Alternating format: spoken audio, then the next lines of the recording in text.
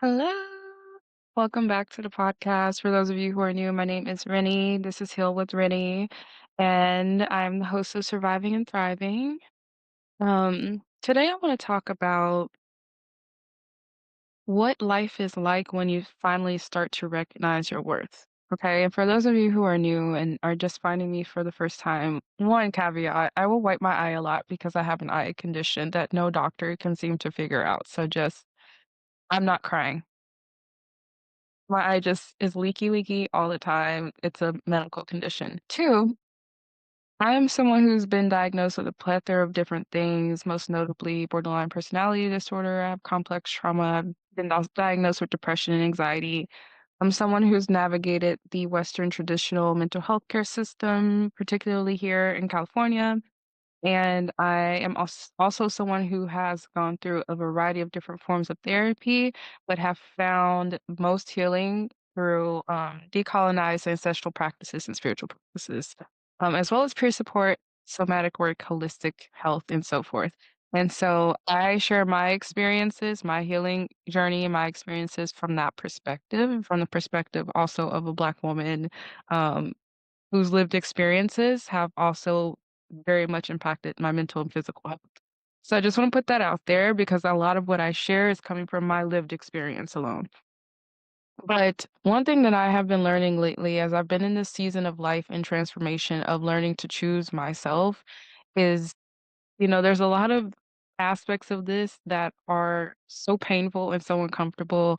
And I know more people are starting to talk about it now, but I wish that I would have known these things sooner. And so I want to talk first and foremost about what it's been like to start to recognize the patterns that I used to have of anxious attachment, codependency, and particularly, I talked about this in previous episodes, but favorite person dynamics, where I would fixate on people, I would idealize people, I would chase people, I would, in some instances, when I was really unwell, I would lash out on people and harass people and just cross boundaries with people, in an attempt to avoid abandonment or perceived abandonment, which has always been something I've been sensitive to, avoid rejection or perceived rejection, which again is something that I've been sensitive to.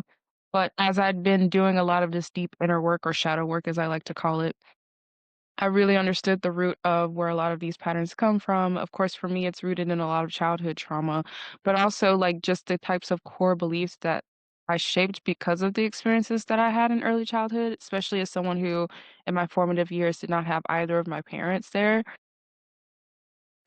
For me, I've had to really sit with these abandonment wounds and understand patterns that I had of chasing and fixating in love or staying in really toxic and unhealthy relationship dynamics because of a fear of being alone, and also just sit at and think about the ways that I was showing up in relationships because of this fear of abandonment, but also because of this innate sense that I was just unworthy.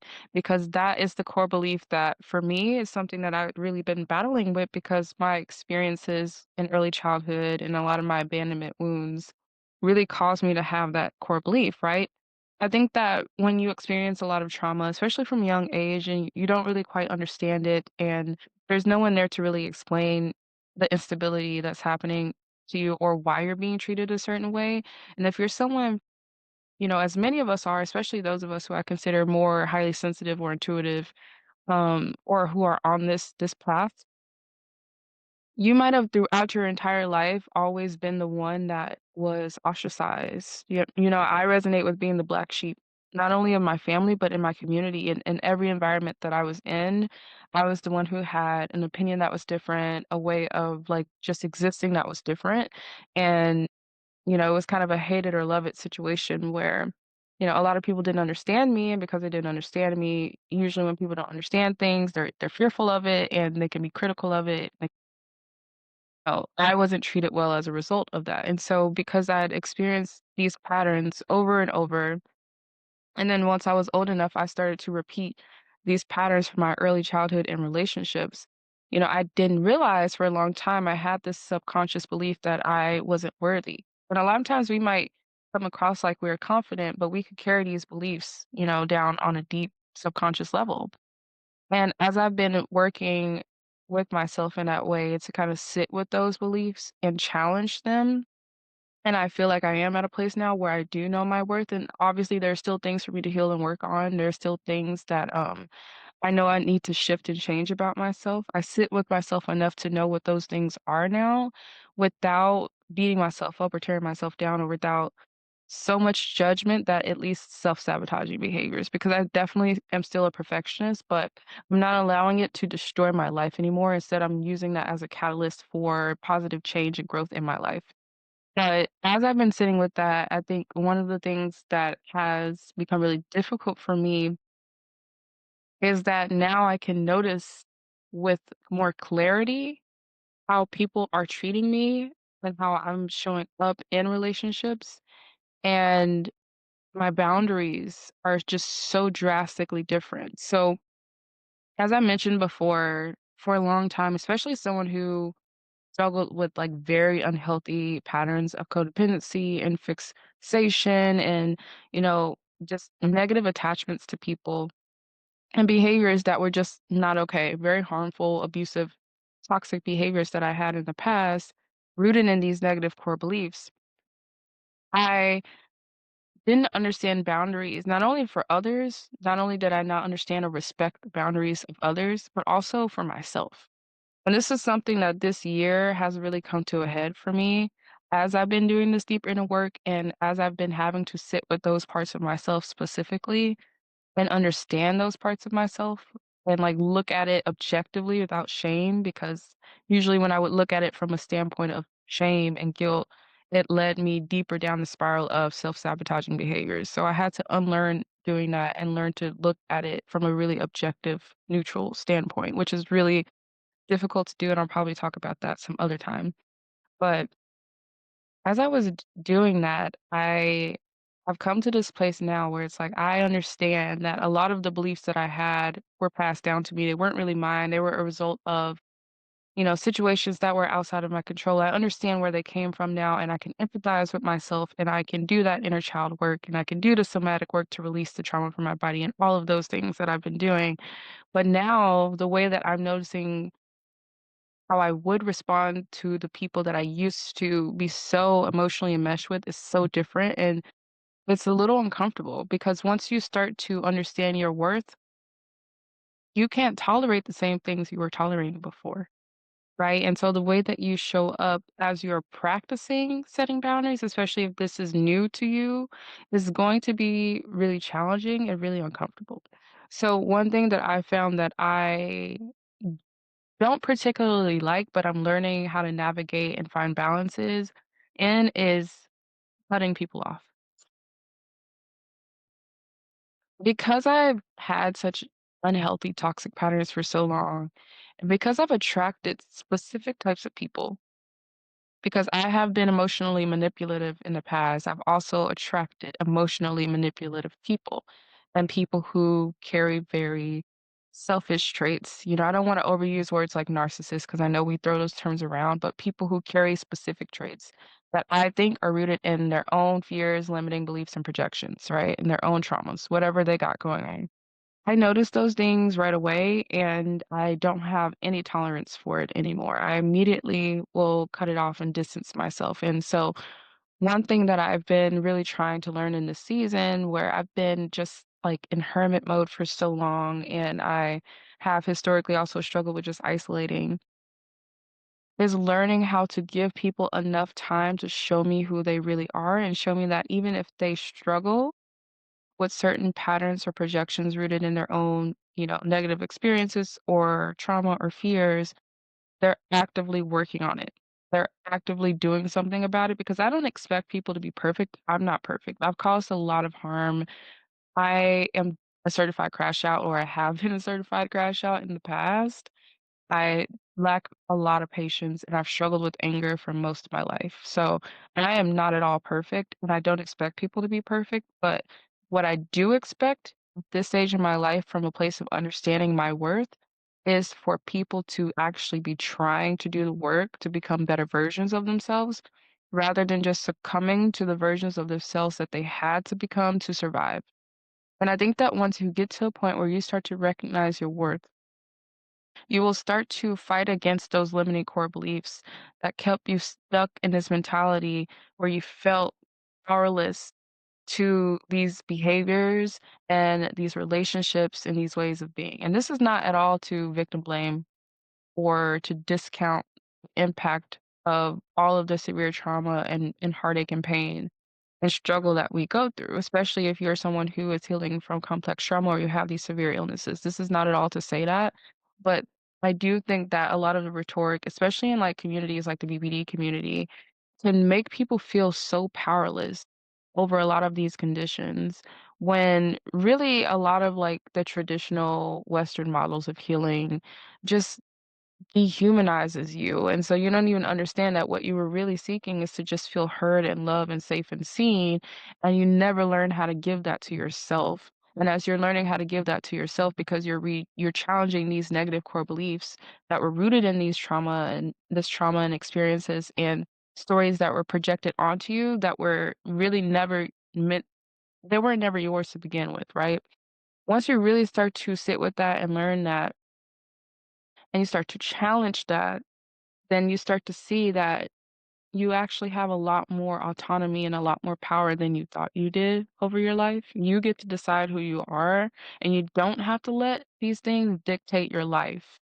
And it can feel frustrating at first because a lot of times for so long we didn't like have the skills or tools to know how to navigate the pain of, the experiences that we had or know how to reshape these negative core beliefs because they're so deeply ingrained and so subconscious that it can feel a little bit frustrating and invalidating when you get to that place, right? So I know for me, I think I actually went through a process of really grieving and I'm still kind of on the tail end of the process of grieving that version of myself because the version of myself I had to become to survive is what has kept me safe for this long, in my opinion. And I have a lot of love and respect. And also the newer version of myself, the version of myself that knows that like I get to choose who I am and what I believe about myself and what my life looks like moving forward, regardless of what happened to me, is so foreign and so uncomfortable to me that sometimes I would go back into doing, old behaviors because it felt more comfortable. Honestly, it felt more stabilizing for me because it can feel a little bit ungrounding. If you spent your entire life believing certain things about yourself, even if it was subconscious, to shifting now into this version of yourself that is open to so many new possibilities. Anyway, so I digress, but it's really uncomfortable, and I think for me, it's been really uncomfortable to experience relationships in a different way, and this is very recent for me. Like, I have just now gotten to the point where it's like, I used to see or notice things in people that weren't healthy, but instead of setting boundaries with that person or instead of recognizing like, "Oh, this isn't good for me," I ended up idealizing people, and oftentimes I realized it's because I was either trauma bonding or like there was extreme empathy. So for me, as someone who's experienced a lot of trauma, a lot of the types of relationships I was attracting obviously were trauma bonding relationships or relationships that kind of reinforce these negative core beliefs or were just repeats of like the negative experiences of childhood. Of course, all of this was subconscious, so it's not like I was consciously aware that that's what I was doing. But I would attract people who were emotionally unavailable, people who had similar traumas to me, or just people like, yeah, people I felt I could relate to because we were we were on similar wavelengths whether we realized it or not.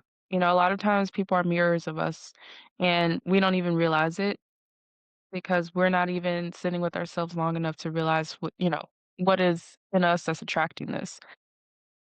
So I say all that to say I used to trauma bond with people and have so much empathy for the person. And, whenever we'd have these conversations where it felt like they kind of understood some of the struggles that I went through because they had also had similar struggles, there was this empathy there that would lead to an unhealthy meshment for me, where I would mistake this relatability, this trauma bond with safety. And because I perceived initially with these people that I was safe because I could talk about these things that troubled me and seemingly they could relate, right? Seemingly, I say.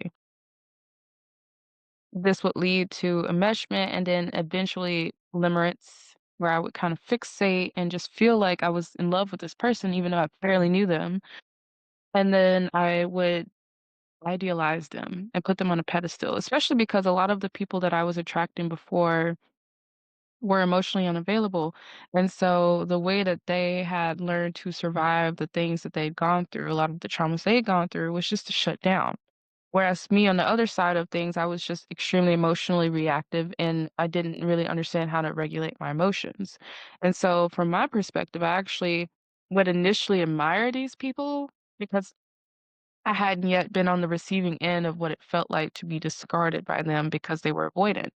So initially, I would admire these people because I thought, oh, well, they went through similar things. So not only can I talk about the things that I've gone through and can we bond and relate over that, but also it doesn't seem like they let it get to them. Like that used to be my mentality is that they don't seem to let it bother them when really they were just avoidant and they weren't actually facing those things.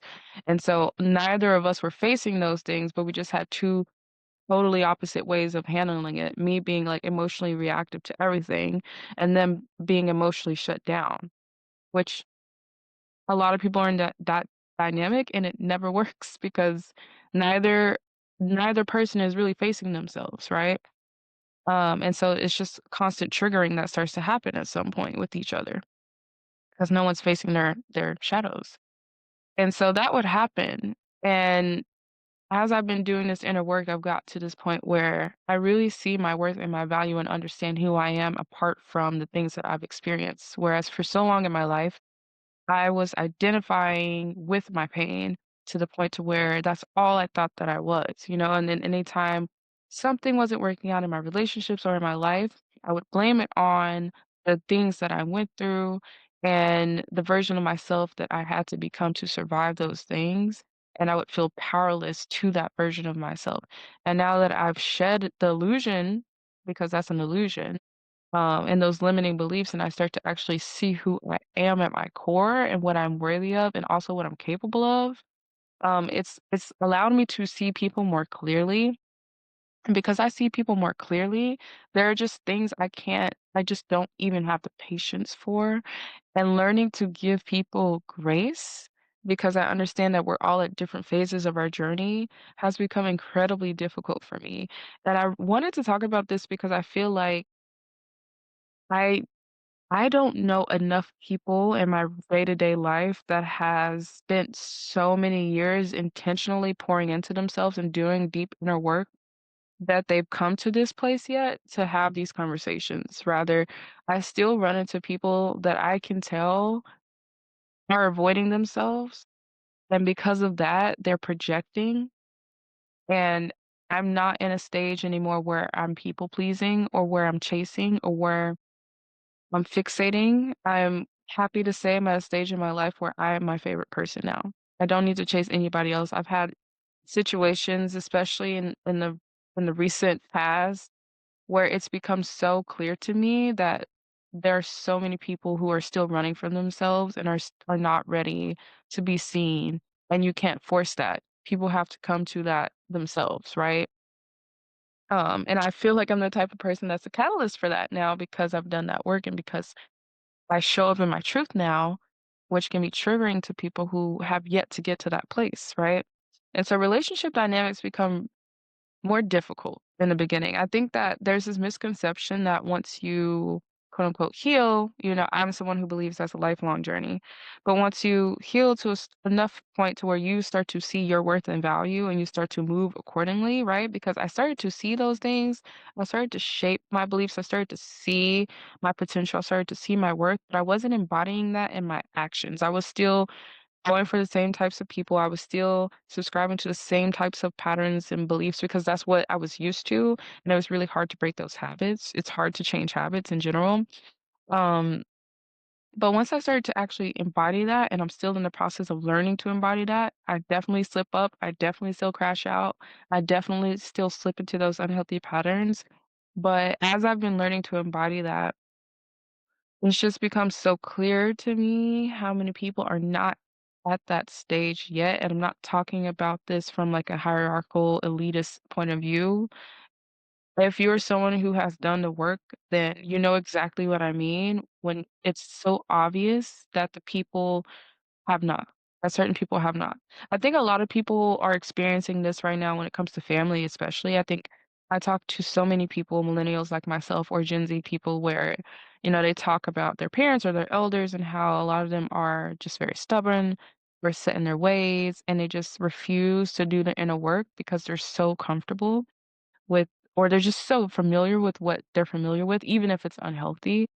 And a lot of people have had to sever ties or set really strong boundaries with family, myself included, because of that, because they're not doing that work, because they're projecting their own pain and fear, projecting their own projections and limiting beliefs.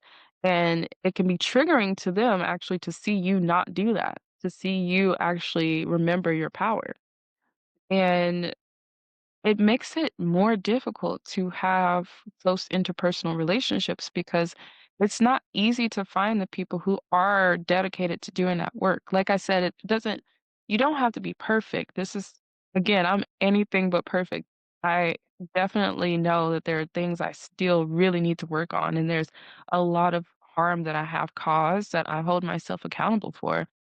But I am dedicated to actually growing and changing, and it's something that I actually take time to sit with and work on and work through and evaluate. And when I notice that this is not something that someone is dedicated to, or not even just dedicated to, because for me, this is something I'm like decided to dedicate my life to, but it's not even that I need someone to dedicate their life to it, right? It's that I need to know that they're actually willing to do that work, period.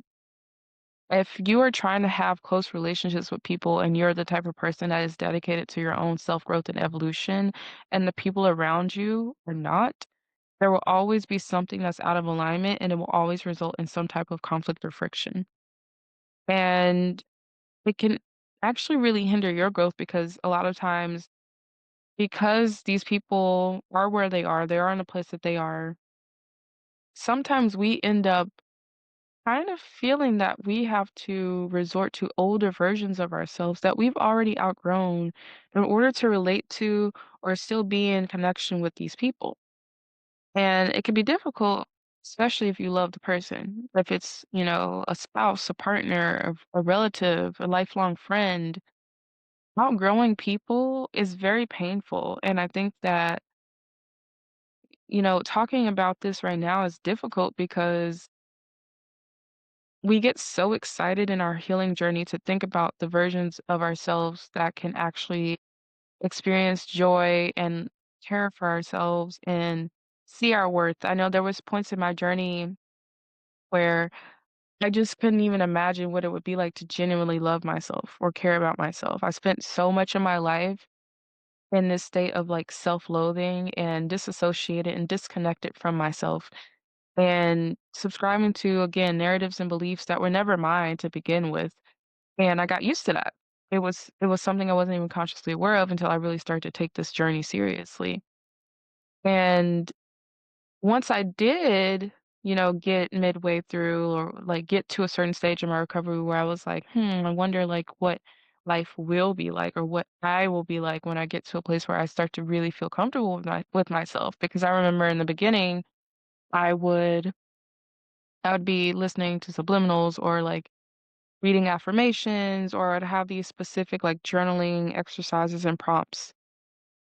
And I just remember feeling like I don't believe any of this. I remember the first time I would do like mirror affirmations. That was like one of the first types of um, daily practices I incorporated to start to shift my mindset and how I talked about myself. Because I used to have really, really negative self-talk. My brain and the way I talked to myself was so, so poor and so rooted in like criticism and self-loathing and self-hatred, and it was so unhealthy.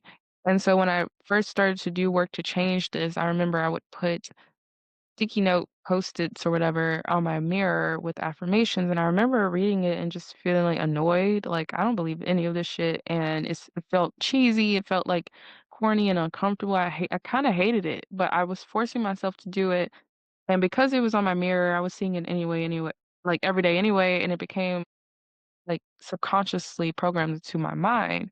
Now when I see those things or read those affirmations, I do believe them, and it's been obviously years of practice and repetition and also collecting evidence to support these affirmations. Um, but, it takes time and it takes work to get to that place, and it's really challenging when you get to that place and you can see in other people they're not quite there yet, and now you're having to I don't like using this term or this phrase, but it feels like you're dimming your light or you're shrinking yourself now because there are just certain things that you know about yourself. There are certain things that you believe about yourself, but the people in your environment, they're not necessarily there yet. And sometimes, unfortunately, the case is also that because people aren't there, they'll try to drag you down. And this is not to be negative. This is real life. This is something that people do not always intentionally. So I'm not necessarily talking about malicious people. I'm talking about people who just are not at that phase of life yet. And so, they're leading from a place of fear and they start to question you. And because they're questioning you, you start to question and second guess yourself. And so you get so excited thinking about the version of yourself when you're healing that actually loves yourself and you feel powerful, you're like, I can't wait to become that person. And you think that when you become that person, it's actually going to be easier to have healthy relationship dynamics. But what's been really challenging and painful for me is recognizing that I'm not the only person in the world that needs healing. As someone who struggled with these issues for so long, and now I genuinely feel like I'm getting to a place where it's like I see my worth and I see what I won't and will not, what I will and will not tolerate. Now it's like, damn, my options are limited. My options are limited because I have standards now, because I actually see my worth and value now, and I see that there are people who are not doing the work and have no intention to grow or evolve or sit with themselves or face their shadows or their inner demons. And they're not only not doing the work, they're projecting their fear, their limiting beliefs onto me or, now dealing with people who, because they haven't done their own work, they feel threatened or just uncomfortable with you shining your light. And it's really interesting to be someone that's at this stage of life experiencing this because, as someone who is isolated during difficult times of life, my natural inclination is to do that. But what I've been trying to learn is how to remain open to connection, but still know when it's time to disconnect, still know when it's time to set the boundaries, and still know when it's time to cut people off because sometimes that is the most loving thing you can do for yourself. And also, it can be a catalyst for reflection, healing, and growth for others. Not always, but sometimes, right? And it's not easy. But it's definitely a sign that you have changed and grown. So if you're getting to the point in your life where you're starting to notice certain relationships, they're just not resonating, you're not able to tolerate certain conversations or certain dynamics with people anymore, whether it be relatives or work environments or like romantic relationships, friendships, whatever. There are just certain things you're noticing don't resonate with you anymore and you're no longer available for. And this is part of the process of learning your worth, learning your value, and learning to set boundaries. And it's difficult because, we live in extremes in our society. And so I think a lot of us are in a stage where we are in our extreme cutoff season where maybe we are just now really understanding and realizing and seeing with full clarity how much we have been giving of ourselves to others because we didn't truly value ourselves on a deeply subconscious level.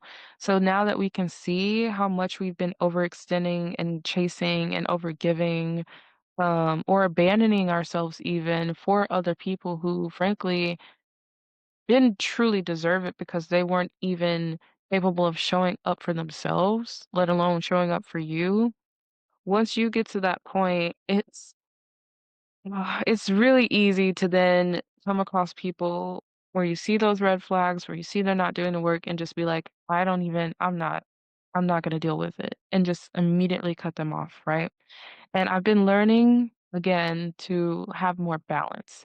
And so what I've been learning is to just observe people for a while, would just not even give people a chance to even try to approach me or talk to me, or like I just wouldn't even, I wasn't open. Became, I kind of flipped from codependent to avoid it, which is also something that's common as we're healing and we're learning, our worth and our value. I think it's common that a lot of us become people who are isolated and avoidant. But I don't want to mistake that for learning healthy boundaries because I think that we experience these phases. And at some point, those of us who are, again, dedicated to this work learn when it gets unhealthy and we start to shift accordingly. So for me, I've been learning a lot this year of when it starts to get unhealthy and how to remain open to the right people. And discovering who the right people are is definitely, I think, related to how you choose to show up, right?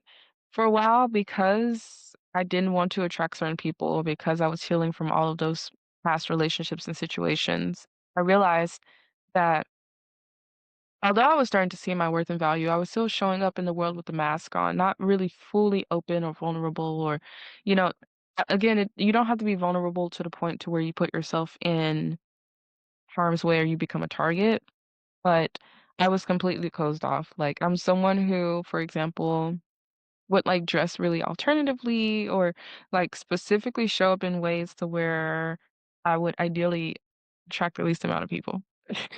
And like the least amount of I didn't want people to talk to me, although a lot of times that didn't work anyway.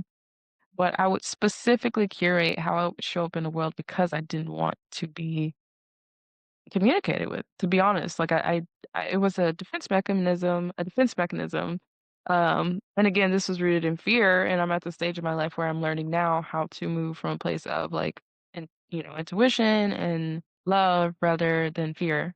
But I'll talk about that in another episode. But I started to realize, no, I need to allow myself to be open. I need to give people the chance and then observe their behaviors. And then if I start to notice where things are unhealthy or not aligned, then I can set boundaries. Then I can take a step back. I don't have to walk through life with a brick wall up because I've gone through these experiences where I've been hurt. I can still allow myself to be open because I think another part of this journey and another part of recognizing your worth is recognizing that you deserve to be loved and cared for. And you have to be open to receiving that love, right? And so, unfortunately, you will have to give yourself permission to weed people out. And you'll, in the process, learn how to set healthy boundaries. So, it's not always fun because you will encounter people who aren't healthy, but now you'll be able to see it with more clarity than you were when you were functioning from a place of lack or scarcity or pain or trauma. Because now you're functioning from a state of love for yourself. But now you're able to see those red flags for what they are rather than empathizing with the person and feeling bad for the person or giving the person the benefit of the doubt. Now you're able to say, that's not okay. And if you say that that's not okay, which I encourage you to do that when people are doing things that make you uncomfortable or feel unsafe in any way, well, for one, determine whether this is like rooted in your own trauma and whether it's something you need to be responsible for and work on, or whether this is truly another person, right? If this is the case and you communicate that, pay attention to how the people respond and move accordingly. This is the stage of life that I've been in, and it's honestly resulted in me having to out of a lot of connections, out of a lot of environments, and sever a lot of cords. And it's not at all what I was expecting when I started to envision the version of myself that does value myself and see my worth. And it's the reason why I'm talking about it now is because I want to provide like a very realistic view into healing and the parts of it that are uncomfortable and not easy. Because I think a lot of times when this happens, what I noticed in myself and what I've also noticed in others is that again, we start to tolerate bullshit again. We start to tolerate the stuff that we outgrew, oftentimes because we end up bored or we just don't want to be alone or we start to fear that we won't be able to connect with people because now it seems like our standards are quote unquote too high. I've seen a lot of people have that conversation where it's like they start to see their worth, and because so many people are settling, they start to feel like they need to settle too, or something's wrong with them and their standards. And I'm here to say no. Trust your intuition, trust your intuitive knowing and your gut, and know that it might be a little bit more challenging to find people that measure up to that just because we're all on different parts of this path. And some people are very dedicated to their own self growth and discovery and are doing that inner work and are sitting with themselves. And some people are not. And you have to determine who those people are. And that process, that part of the journey is extremely uncomfortable. So if you're in that state right now, if you're in that stage of the recovery journey, I just want you to know that there are people out there who are doing the work. I know it might feel like there isn't, right? And this is kind of where I'm grateful for the internet, even though I know there's a lot about it that can be harmful. There's also a lot that can be beneficial in that there are communities, there are spaces being formed digitally and online. Um, that can provide you with evidence that there are other people out there who are doing the work. And I feel like that can give you the hope and the strength you need to keep pushing forward rather than allowing yourself to shrink. Rather than allowing yourself to go back to those old versions of yourself, those old patterns and those old behaviors, for fear that you will not be able to have connection because now you're not able to find people you resonate with, right? They're out there. It's just hard. And I think, again, part of the process of finding those people is you going out and being your true authentic self, which again will ruffle some feathers, but you have to learn in the process how to set boundaries. And so all of this is just practice. It's really uncomfortable to go through this kind of setting and rebirth process because I think again, I mean, I'm maybe just not realistic, but I just was really not expecting it to be this challenging. But I also am someone who understands that this work is difficult, and a lot of people would rather run from it than face it head on. And that's just the reality. And again, I'm not saying this from a judgmental perspective because I've been there. I've completely been there and I understand it. But that is the truth. A lot of people find it very difficult, and that's why we have, things like substance abuse and self-medication and people using material things like jobs and fitness and food and so forth. Again, I'm someone who's used pretty much all of those things as an escape mechanism. So I'm not saying this judgmentally. I'm saying this with awareness that it is difficult to face yourself. And so you have to have that expectation if you're someone on this journey that not everyone around you is willing to do that. It's not that they're not capable, of course. They're not willing to do it and you can't force them to do it. And so the only thing you can do is show up as your most authentic self, continue to do that inner work, continue to heal. And then as you're showing up as your most authentic self and as you're remaining open to receiving, you will align with the people who are genuinely meant for you. And it will become a lot easier for you to step into this new version of yourself. It just takes time. And again, it's really frustrating and exhausting. And you'll find that in the process of learning discernment and learning how to set boundaries, you'll find that you have become a catalyst without even meaning to, simply for the fact that you now know your worth and your value. And that can be extremely triggering to people who are not there yet. And so I just want you to understand that this part of the journey is not all fun. But it's worth it because again, like only you understand how much it took to get to the place to where you start to actually love and care for yourself. And you start to actually believe that you're worthy of more than what you've received, especially if you've spent a lifetime of not receiving what you deserve. So I hope that this encourages you to know that at least you're not alone if this is the part of the journey that you're in, if this is the season of life. Um, I think we could all stand to use a little bit more balance in how we approach, cutting people off. But again, I'm someone who is definitely still in the phase of life of learning balance when it comes to that. I don't necessarily have as much grace as I used to have, and I think that's part of the process. So I think be compassionate with yourself in the process. If you're seeing things that are harmful and the people don't seem to be dedicated to actually doing anything about it, then it's within your right to distance yourself and set firm boundaries. And no one should make you feel guilty for doing what's best for you. And as you continue to heal and evolve, give yourself permission to allow the right people in. And as you learn to trust yourself and trust your intuition, you will start to be able to trust who those people are. Um, I'm really excited for the phase of life that the collective is in right now because I feel like a lot of divine feminine energies have awakened. And so we are learning to reconnect with our intuition. And as we do that, we stop ignoring red flags and we start to really trust our gut instinct. And the more we do that, the more we can not only allow ourselves to step away from and break away from unhealthy dynamics, but we can allow in healthy and aligned dynamics because we trust our intuition and we trust that when we feel like something is for us, it is. And when we feel like something is not for us, it's not. And so keep going, keep healing, keep working on yourself. Don't dim your light and don't shrink for anyone. If something is an alarm ringing alarm bells in your head or is a red flag, you're well within your right to set boundaries.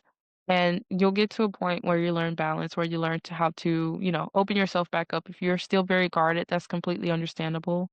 But take time to actually be proud of yourself. If you're someone who's come from not really understanding your worth and value to really starting to care for yourself and take care of yourself and not settling.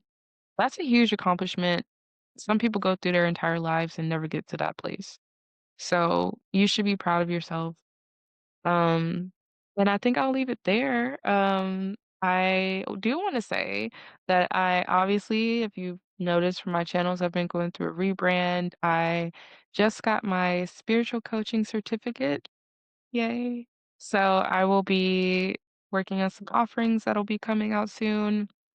I'm also doing tarot readings.